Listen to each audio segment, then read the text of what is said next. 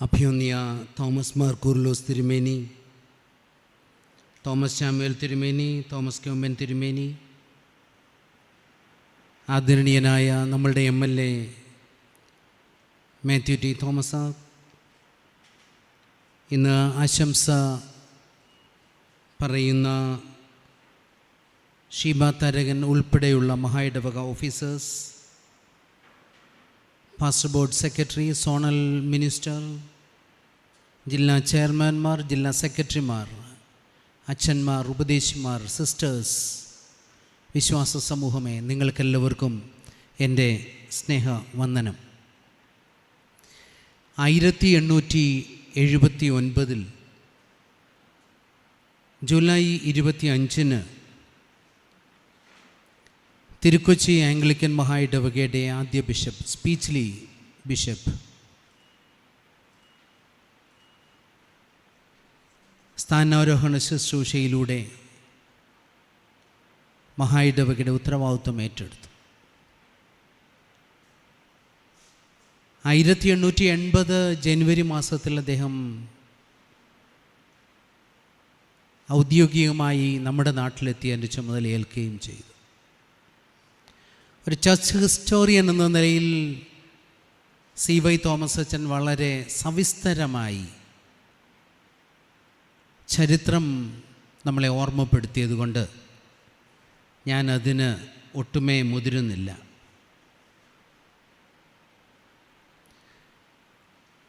നൂറ്റി 146 വർഷങ്ങൾ പൂർത്തീകരിച്ച്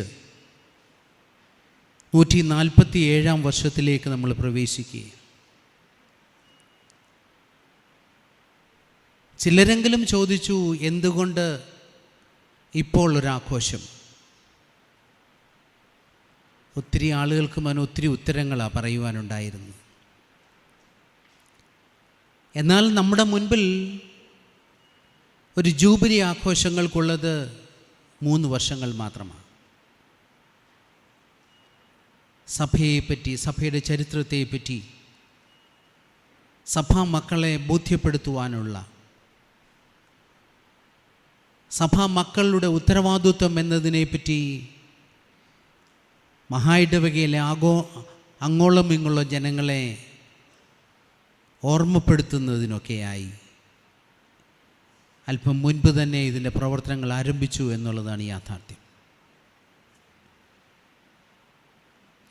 സഭ ഒരു ജൂബിലി വർഷത്തിലേക്ക് പ്രവേശിക്കുന്നതിനൊരുങ്ങുമ്പോൾ അതൊരു വലിയ തിരിഞ്ഞു നോട്ടത്തിൻ്റെ സമയം കൂടിയാണ്. ആ തിരിഞ്ഞു നോട്ടത്തിൻ്റെ ചരിത്രമാണ് CY തോമസ് അച്ഛൻ ഓർമ്മപ്പെടുത്തിയത്.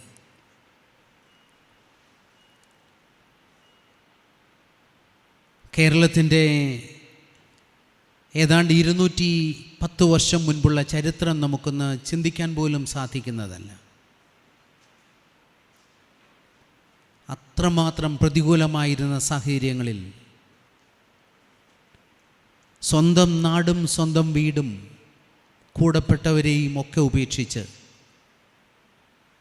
ഈ മണ്ണിലെത്തി നമ്മിലൊരാളായി ജീവിച്ച്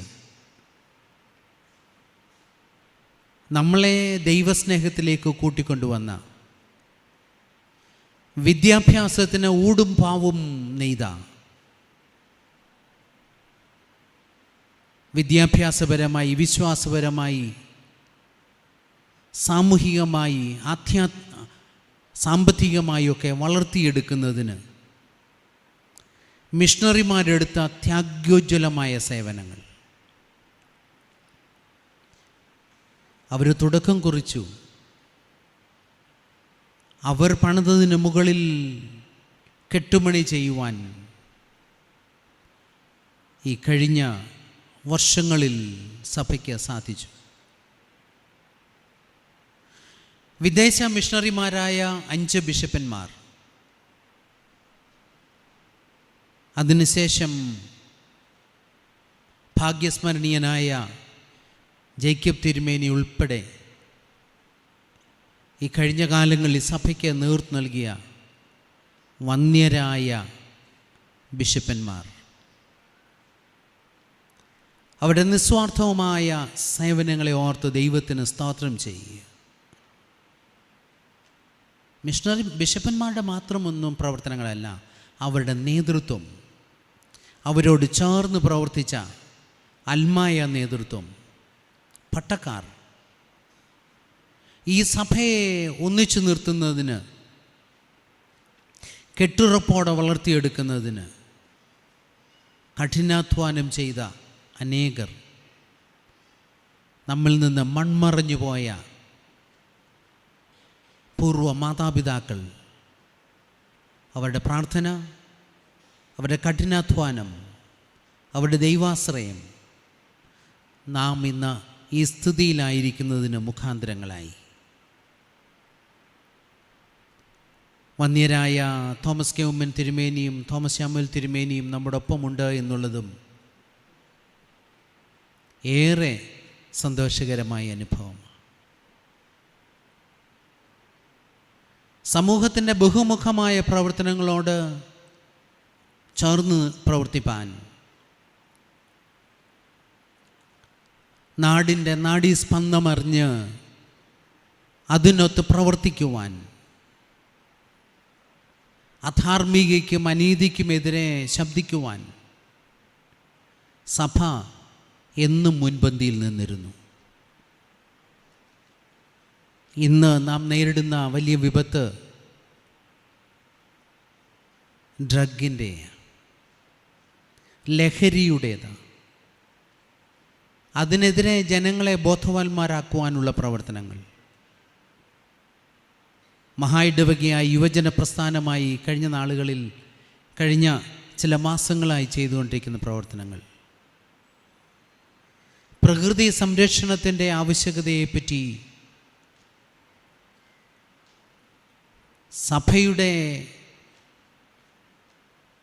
വിവിധ തലങ്ങളിൽ പ്രവർത്തിക്കുന്നവരെ ബോധ്യപ്പെടുത്തുന്നതിന്, ഇടവകാംഗങ്ങളെ ബോധ്യപ്പെടുത്തുന്നതിന്, അതുമാത്രമല്ല സമൂഹത്തിലേക്ക് അതിൻ്റെ ആവശ്യകതയെ അറിയിക്കുന്നതിന് സഭ നൽകിയിരുന്ന മുൻതൂക്കം.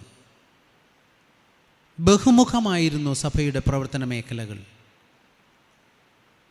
CY തോമസ് അച്ഛൻ ഓർപ്പിച്ചതുപോലെ പലപ്പോഴും മിഷണറിമാരുടെ സമയം മുതൽ ആരംഭിച്ച ചില പ്രവർത്തനങ്ങളെ തമസ്കരിക്കപ്പെട്ടു പോകുന്നു എന്നത് ഒരു യാഥാർത്ഥ്യമാണ്. കണ്ടില്ലെന്ന് നടിക്കുവാനും ചിലതിനെ തട്ടിമാറ്റുവാനും ഇന്നും ഗൂഢമായ പ്രവർത്തനങ്ങൾ നടക്കുന്നുണ്ട് എന്നുള്ളതും യാഥാർത്ഥ്യമാണ്. അതുകൊണ്ട് നമ്മുടെ കൂടിവരവുകൾ നമ്മൾ ആരാണ്, നമ്മൾ ആരായിരുന്നു, ഇനിയും എങ്ങോട്ട് നീങ്ങണമെന്ന് ചിന്തിക്കുന്നുള്ളത്. നമ്മളെ സംബന്ധിച്ചോളമോ ഒരു വിശ്വാസ സമൂഹമായി നമുക്ക് പൈതൃകമായി ലഭിച്ച ദൈവിക സ്നേഹത്തിൻ്റെ ചാലകങ്ങളായി ഈ സമൂഹത്തിലേക്ക് ഇറങ്ങേണ്ടതാണ്. വേദനിക്കുന്നവൻ്റെ വേദനയിൽ പങ്കുചേരേണ്ടതാണ്. ധാർമ്മികതയോടെ പ്രവർത്തിക്കുന്ന ഒരു സമൂഹമായി നിലനിൽക്കേണ്ടതാണ്. നാം ജീവിക്കുന്ന ചുറ്റുപാടിന് പ്രകാശം നൽകുന്നവരാകണം. ഒരു സമയത്ത് നിലനിന്നിരുന്ന പ്രാർത്ഥനയുടെ അനുഭവങ്ങൾ നമ്മുടെ കുടുംബങ്ങളിൽ കുറഞ്ഞു വരുന്നില്ലേ എന്ന് ഗൗരവമായി ചിന്തിക്കണം. ആത്മീയതയിലേക്ക് സഭ വീണ്ടും വളർന്നു മുന്നേറണം. നമ്മുടെ കുടുംബങ്ങൾ പ്രാർത്ഥനാ നിരതമാകണം. കുടുംബങ്ങളിൽ ബന്ധങ്ങളുടെ ഇഴയെടുപ്പമുണ്ടാകണം. ആ ഇഴയെടുപ്പം നഷ്ടപ്പെട്ടു പോകുന്നത് പലപ്പോഴും കുഞ്ഞുങ്ങൾ കൈവിട്ടു പോകുന്നതിന്, യുവതലമുറ ദൈവസ്നേഹത്തിൽ നന്യപ്പെട്ടു പോകുന്നതിന് കാരണമാകും. അതുകൊണ്ട് തലമുറകളെ ദൈവവുമായുള്ള ബന്ധത്തിൽ നിലനിർത്തേണ്ടത് നമ്മുടെ ഉത്തരവാദിത്വമാണ്. ധാർമ്മിക ബോധ്യമുള്ളൊരു സമൂഹത്തെ വാർത്തെടുക്കേണ്ടത് നമ്മുടെ ഉത്തരവാദിത്വമാണ്. കേരളത്തിനുള്ളിൽ മാത്രം നിൽക്കുന്നതല്ല സഭയുടെ പ്രവർത്തനങ്ങൾ. കേരളത്തിന് വെളിയിൽ പല സംസ്ഥാനങ്ങളിലായി സഭയുടെ പ്രവർത്തനങ്ങൾ നടക്കുന്നു. 19 മിഷൻ വയലുകൾ നമുക്കിന്നുണ്ട്. ഈ കഴിഞ്ഞ ദിവസം മണിപ്പൂരിൽ നിന്ന് മണിപ്പൂർ ലൂതറൻ ചർച്ചിലെ ബിഷപ്പും അവിടുത്തെ മിഷൻ ഡയറക്ടറും കൂടെ ബിഷപ്സ് ഓഫീസിൽ 2 ദിവസങ്ങൾക്ക് മുൻപ് എത്തിയിരുന്നു. സിനഡ് മിഷൻ ഡയറക്ടറാണ് അതിനുള്ള ക്രമീകരണങ്ങൾ ചെയ്ത് അവരെ കൂട്ടിക്കൊണ്ടുവന്നത്. അവരാവശ്യപ്പെടുകയാണ്, നമുക്ക് ഒരു മിഷൻ സെൻറ്റർ ടിബറ്റിൽ ആരംഭിക്കുന്നതിനെ പറ്റി. മണിപ്പൂരിനോട് ചേർന്ന് ഒരു മിഷൻ സെൻറ്റർ ആരംഭിക്കുന്നതിനെ പറ്റി നമ്മളോട് നമ്മളുടെയും കൂടെ സപ്പോർട്ട് ആവശ്യപ്പെട്ട് അവരെത്തിയത്. നമുക്കറിയാം, നമ്മളുടെ പ്രവർത്തനങ്ങളിൽ മിഷൻ ബോർഡിൽ പോകണം, അതിനെപ്പറ്റിയുള്ള പഠനങ്ങൾ നടക്കണം. മിഷൻ പ്രവർത്തനങ്ങൾ പ്രതികൂലമായ സാഹചര്യങ്ങൾ വ്യാപിപ്പിക്കുന്നതിന് പങ്കുചേരണമെന്ന് പറയുന്നതിനാണ് മണിപ്പൂരിൽ നിന്ന് ബിഷപ്പും അവരുടെ മിഷൻ ഡയറക്ടറും എല്ലാം കൂടി എത്തിയത്. അപ്പോൾ നമ്മുടെ ദൗത്യം വ്യത്യസ്തമായതാണ്. ഒരുപക്ഷേ നമുക്ക് ഏറ്റെടുക്കാവുന്ന സാധ്യതകൾ എത്രമാത്രമുണ്ടെന്ന് നമ്മൾ അറിയുന്നില്ല. മിഷണറിമാർ നമുക്ക് വിദ്യാഭ്യാസത്തിൻ്റെ വിത്ത് പാകി തന്നുവെങ്കിൽ സാധ്യതകൾ വളരെ വിരളമായ ചർക്കാരി, ബിലായി തുടങ്ങിയ സ്ഥലങ്ങളിൽ നമ്മുടെ സ്കൂളുകൾ വളരെ സജീവമായി നടക്കുന്നു. നമുക്കെന്ത് ചെയ്യാൻ സാധിക്കും? അവിടെ നമുക്ക് പോയി പ്രവർത്തിപ്പാൻ സാധിക്കണം. അധ്യാപകരിന്ന് ആവശ്യമാണ്.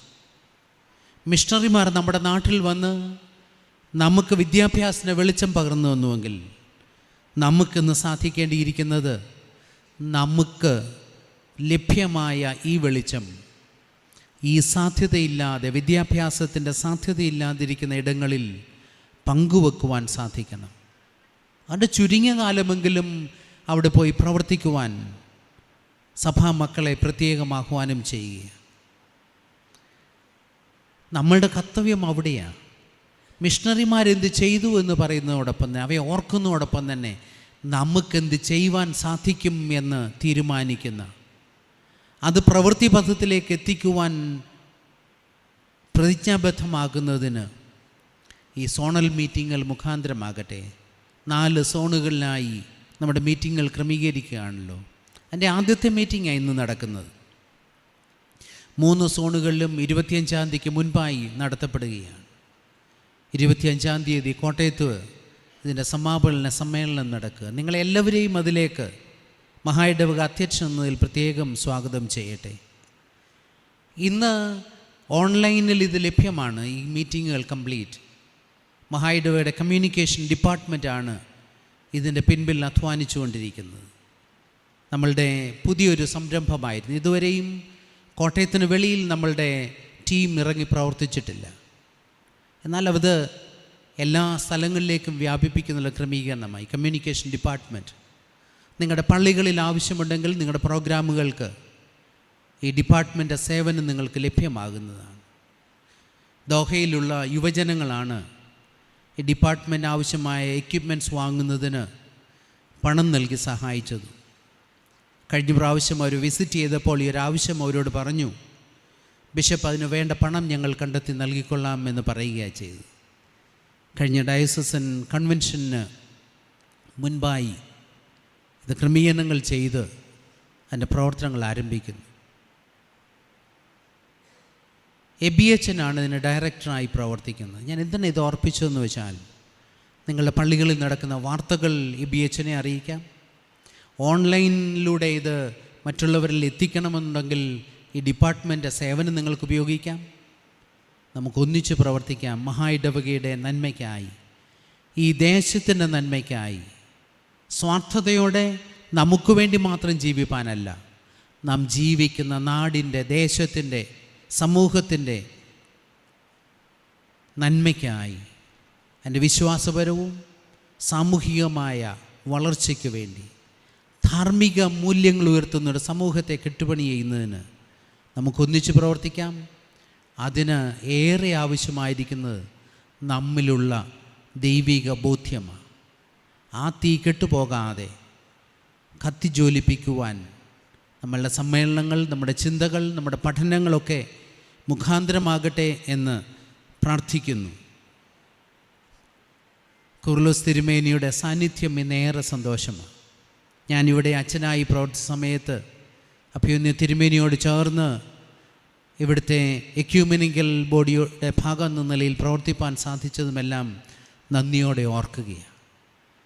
നമ്മളുടെ ഇന്നത്തെ ഈ സമ്മേളനം ഏറെ അനുഗ്രഹമായി തീരട്ടെ എന്ന് പ്രാർത്ഥിച്ചുകൊണ്ട് ഞാൻ എൻ്റെ വാക്കുകളെ ചുരുക്കുന്നു.